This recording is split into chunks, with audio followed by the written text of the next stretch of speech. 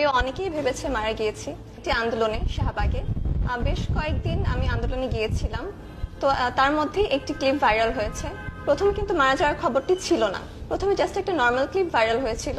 সেক্ষেত্রে আমি কিছু বলিনি বা আমার কিছু বলার ছিল না, যেহেতু অনেকগুলো পেজ থেকে বা গণমাধ্যম থেকে সেটা ছড়ানো হয়। তারপরে কারফিউ হয়, অনেক ঘটনা ঘটে, এর মধ্যে আমি বগুড়া চলে আসি। তো বগুড়া আসার পরে একদিন আমি ঘুমাচ্ছিলাম, 11টা বাজে সকাল। এর মধ্যে আমার এক ফ্রেন্ড আমাকে কল দিয়েছে। তো আমি ঘুম চড়ানো কণ্ঠে ওকে জিজ্ঞেস করেছি যে কি হয়েছে।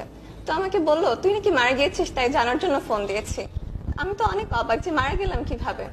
তো আমাকে ফেসবুকে একটা লিংক দিয়ে দেখতে বলে। তখন দেখলাম যে একটা পেজ থেকে বলা হয়েছে যে আমি মারা গিয়েছি, আর সেখানে অলরেডি 1 মিলিয়ন ভিউ এরকম।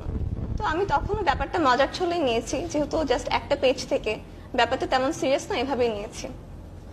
এরপরে একে একে আমার আম্মু ভিডিওটা দেখে, আম্মু বলে যে এরকম এরকম। তখনও খুব একটা সিরিয়াস ছিল না বিষয়টা, কিন্তু যত দিন যায় বা যত সময় যায়, 2-1 দিনের মধ্যে ব্যাপারটা অনেক সিরিয়াস হয়ে যায় আমার মনে হয়।